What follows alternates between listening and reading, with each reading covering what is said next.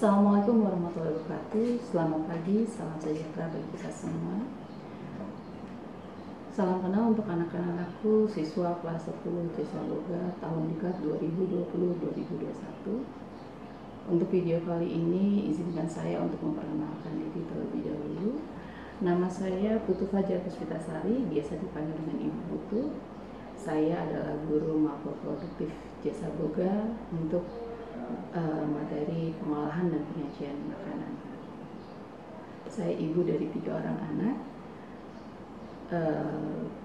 tinggal di Cangdimas. Pendidikan terakhir saya adalah S1 Tata Boga Universitas Negeri Jakarta tahun 2009. Sebelum saya melanjutkan tentang apa saja yang akan nanti kita pelajari di materi pengolahan dan penyajian makanan, biasanya saya sebut dengan PPM.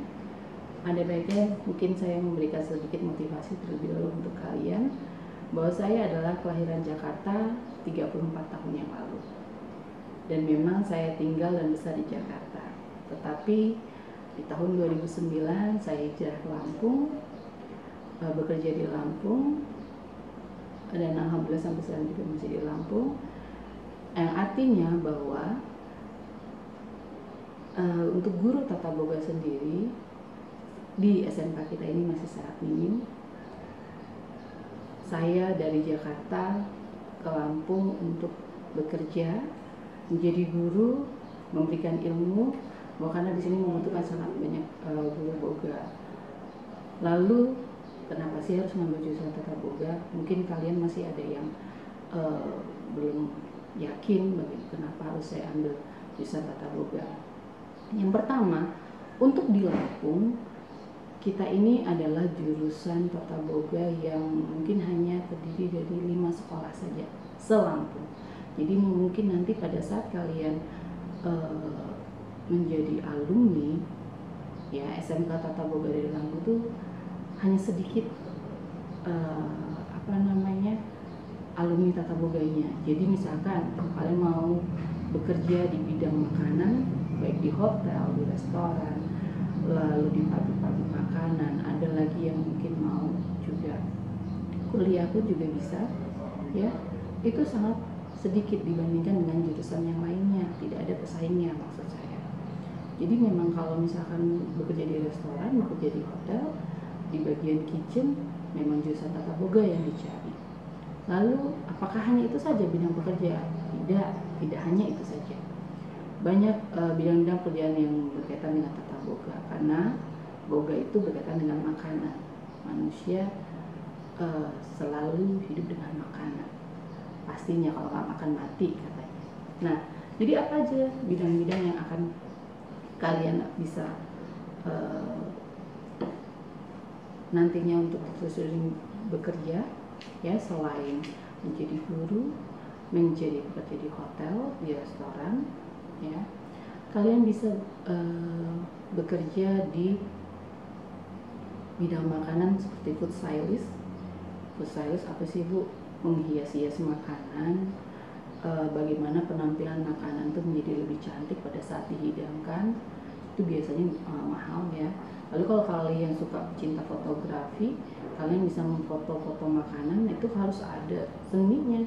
Bagaimana cara memfoto makanan biar cantik, biar bagus, seperti itu.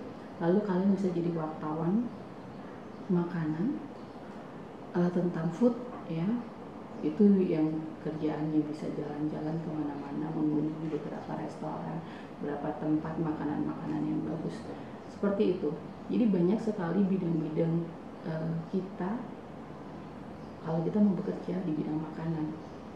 Mau buka restoran sudah pasti, mau membuat seperti misalkan kerja di pabrik, banyak pabrik industri makanan, dari pabrik kaleng dan segala macam. Itu kalau udah jurusan tata boga pasti bisa dicari. Nah, kalau kalian ingin kuliah, apalagi yang ingin di jurusan perawat, bidang tata boga lebih masuk, karena nanti kita akan belajar tentang ilmu gizi. Lalu apalagi mau S1, D3 tentang ilmu gizi pun juga masih bisa sebenarnya. Jadi masih ada peluang kalau kalian masih mau berminat di bidang perawat, bidan dan segala sejenisnya, itu tentang boga, karena nanti kita akan belajar tentang bagaimana ada yang namanya karbohidrat, ilmu gizi, seperti itu ya. Nah, untuk alumni Tata Boga sendiri, Jasa Boga sendiri, dari tahun 2009 saya ada di sini, itu banyak diantaranya dari mereka yang mungkin nggak cuma di bidang makanan saja. Salah satu contohnya kita punya Andi Setiawan di Iron Trinatar, itu adalah perusahaan makanan untuk maskapai penerbangan. Lalu ada juga kakak-kakak kalian yang sudah mulai di seperti Aris Setiawan, itu ada di Padang ya, itu bekerja di hotel, salah satu hotel di Padang. Lalu ada angkatan 2012, seingat saya itu Dewi, dia bekerja di pajak ya, tadinya sebagai security, tapi karena dia bagus, ada kemajuan, akhirnya sekarang jadi customer service. Untuk mapel PPM sendiri akan saya jelaskan bahwa di perpustakaan kita sudah ada buku namanya Pengolahan Penyajian Makanan. Buku itu memang di kelas 11, tapi karena ini adalah kurikulum penyelarasan, jadi pengolahan dan penyajian makanan itu sudah diberikan dari kelas 10. Apa saja yang nantinya akan kalian dapatkan dari pengolahan dan penyajian makanan? Untuk kelas 10 adalah pengolahan penyajian makanan khusus makanan kontinental atau makanan barat, kalau bisa dikatakan seperti itu. Lalu untuk materinya itu ada materi tentang stok, saus, dan appetizer. Biasanya saya memberikan tambahan adalah sup, tapi karena kondisi dari keadaan sekarang seperti ini, jadi saya hanya membatasi antara stok, saus, dan appetizer atau makanan pembuka. Karena ini adalah kelas online, kelas virtual, yang semua segala sesuatunya materi kita berikan secara online, lalu tugas pun diberikan secara online. Saya ingatkan dari awal, dari pertama, sudahkah Anda memiliki email, memiliki akun Facebook, memiliki akun YouTube, memiliki akun Instagram? Kenapa? Ini harus punya dulu. Email itu sudah pasti, nggak mungkin kalian bergabung di Google Classroom kalau kalian tidak punya email. Lalu kalian harus punya akun Facebook. Kenapa Bu ada akun Facebook? Karena nanti misalkan ada praktek, biasanya praktek-praktek ringan ya, itu saya minta tolong divideokan dan di-upload di Facebook. Pastinya harus nge-tag juga nama saya, gampang cari saja di Facebook Putu Fajar Puspitasari ya. Nanti setelah di-upload baru dikirim linknya di Google Class. YouTube begitu juga dengan akun YouTube. Kalau kalian nggak mau dilihat oleh teman-teman di Facebook, kalian mau di YouTube aja pun juga boleh. Jadi salah satu bisa Facebook, bisa YouTube, bisa Instagram. Karena saya yakin ketiga media sosial ini sekarang sudah lagi booming. Jadi kalian harus bisa lebih lebih update lagi, lebih kalau kita bilang, karena kita sudah menuju pada generasi industri 4.0, jadi harus benar-benar bisa mengikuti zaman. Lalu bagaimana Bu nanti untuk pengiriman tugasnya, pengiriman materinya? Biasanya saya akan mengirimkan materi berupa PowerPoint, berupa link YouTube, berupa Word. Itu akan saya berikan di Google Classroom yang kodenya sudah saya berikan kepada kalian nantinya ya.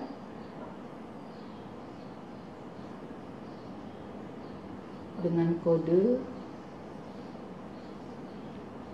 GIRWO2D.